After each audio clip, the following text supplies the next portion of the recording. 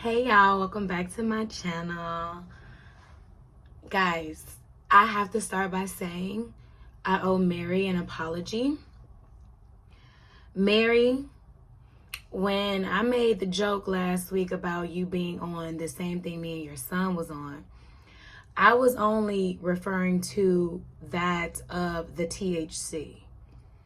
I had no idea that your son was battling addiction. I also didn't know all the types of different drugs he was battling. I don't even know them people. Like cocaine, I don't know coke. I don't know half the stuff. I mean, I know what it is. I'm saying I never been under those influences. So first, I owe you an apology. Seriously, from the bottom of my heart, I was just playing. I didn't realize. I thought your son was just high. You know what I'm saying? I thought maybe he was in the indica, on that strand or whatever, on the indica strand.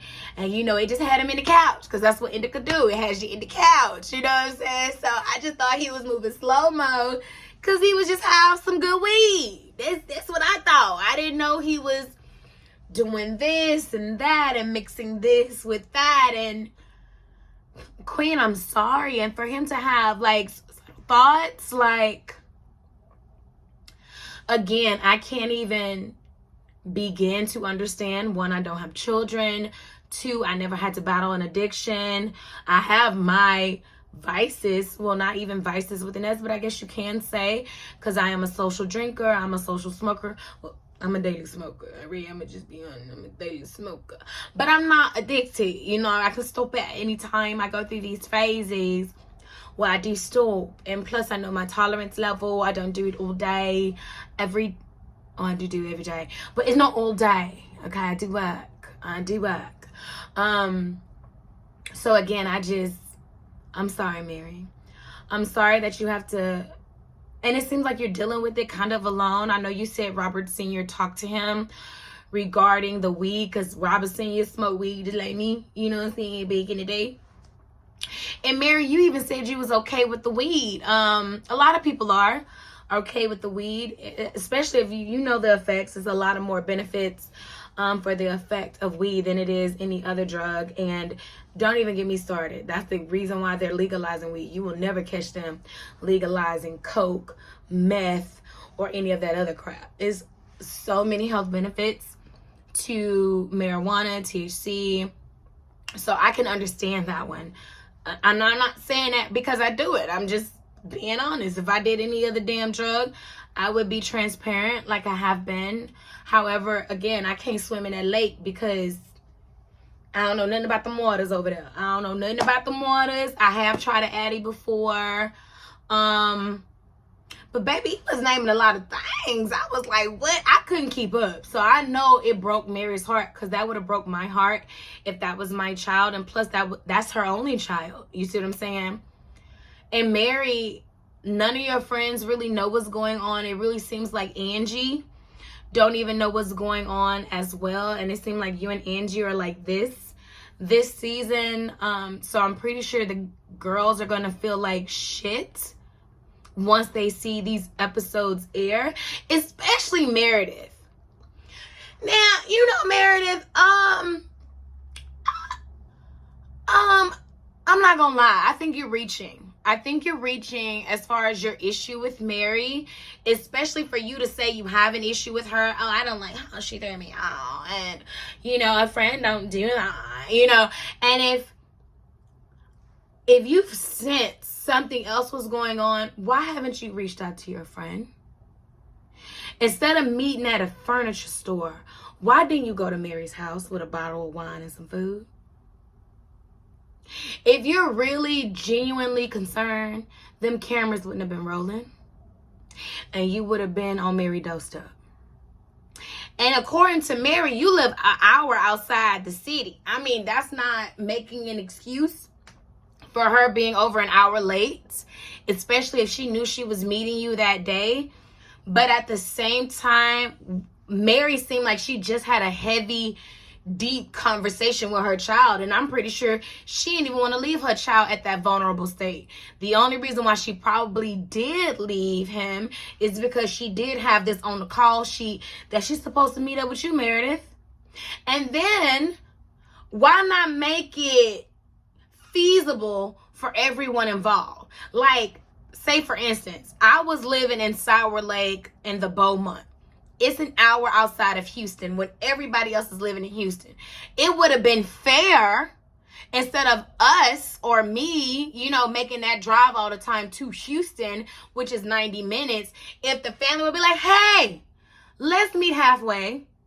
That would be fair, because y'all are always making the sacrifice coming to see us every holiday, every birthday, every special occasion, at least once or twice a month.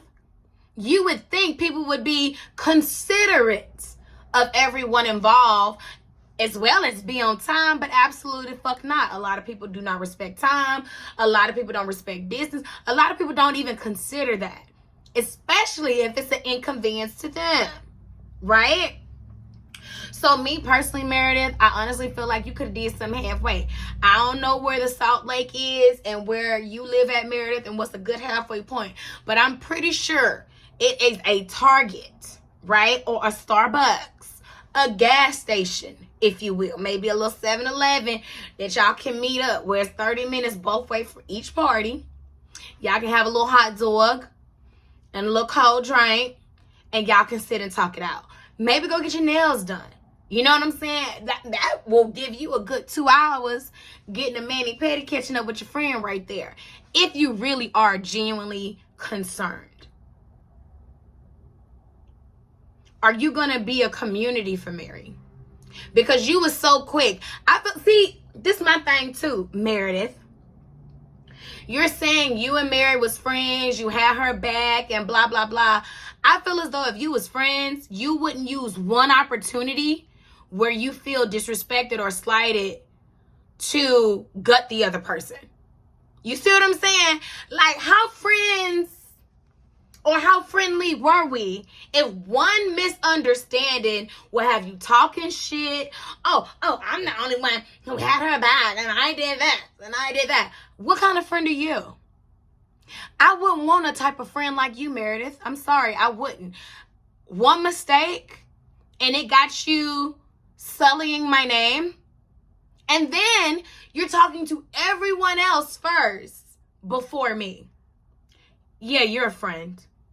Even though you're really seeking attention and sympathy and playing victim and try to build your audience. That's what you're doing. You see what I'm saying? People do this all the time. You see what I'm saying? And as you can see, people handle it like Meredith and some people handle it like Mary. You see what I'm saying? Mary waited till she was with y'all at that Girl Scouts, and she let everybody, whoever needed to be directed to or dealt with, she handled it accordingly. Versus everything y'all was saying behind her back. Like, what? That's me. What you gotta say? If you didn't like that I did something, why not bring it to me to correct the issue? Why not bring it to me first? If I was the one who even caused the issue, why not bring it to me first? Why you gotta call Lisa? Why you gotta call Heather? Why you gotta call Seth and all these people and air out your grievances to everyone but me? You calling your son, your daughter on the FaceTime on 3-way like, Mary got me here and I just can't. What? You didn't call to try to check on Mary. Mary, is everything okay? This is unlike you. You have never kept me waiting for an hour. Me personally, nobody has never kept me waiting for an hour, but I wouldn't allow myself to wait for an hour for anyone.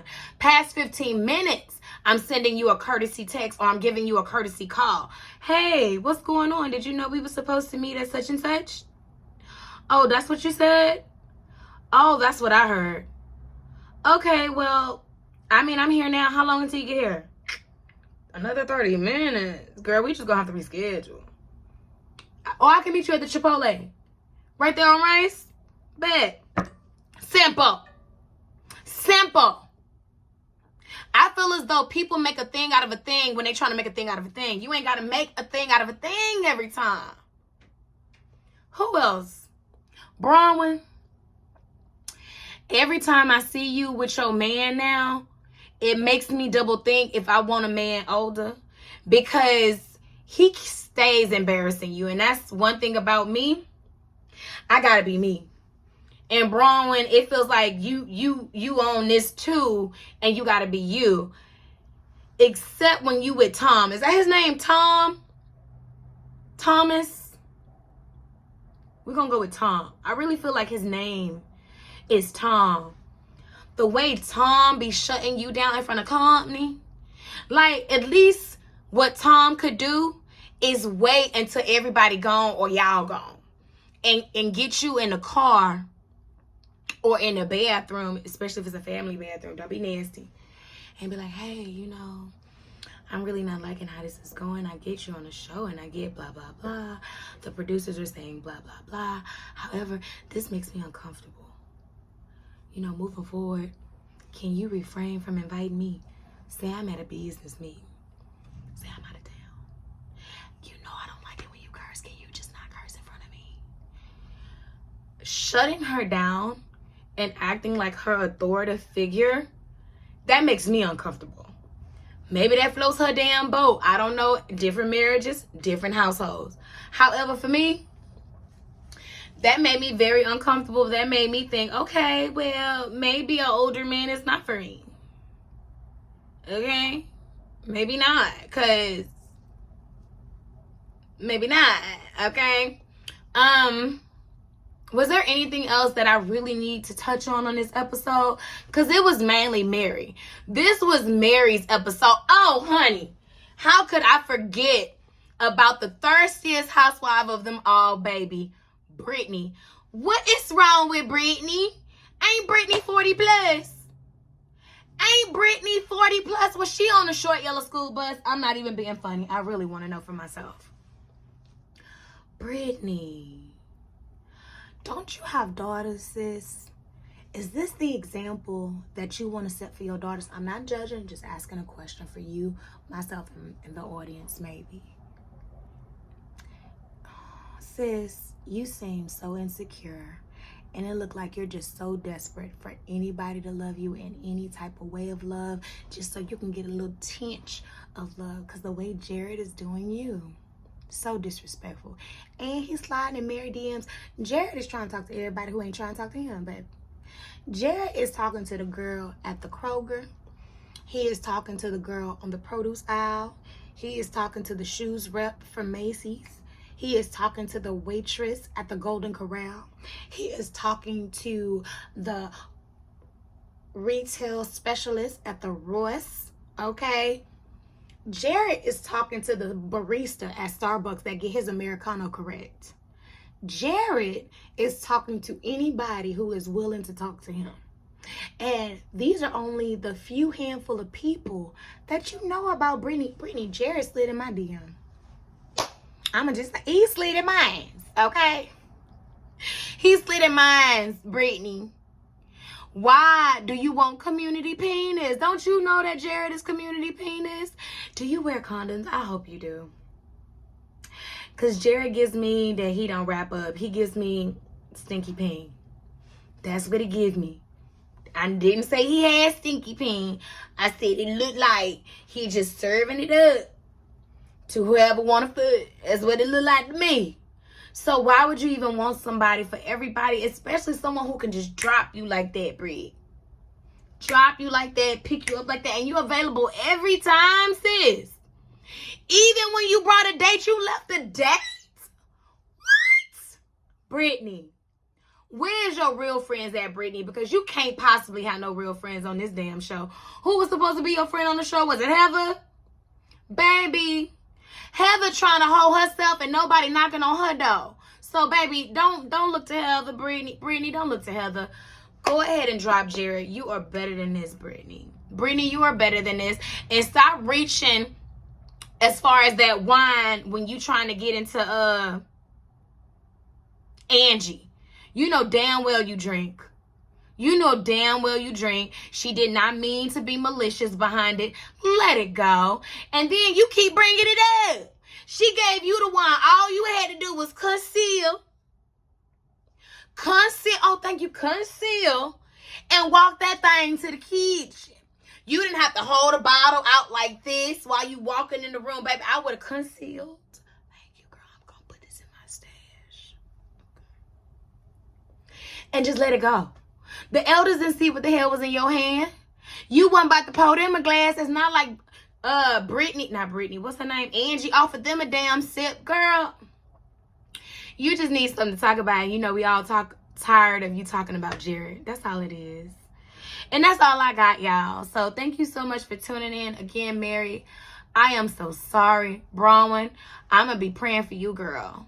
You need protection. Brittney, let it go. Let it go, Brittney. And if you haven't, please like, comment, and subscribe. And I'll see you next week. Bye.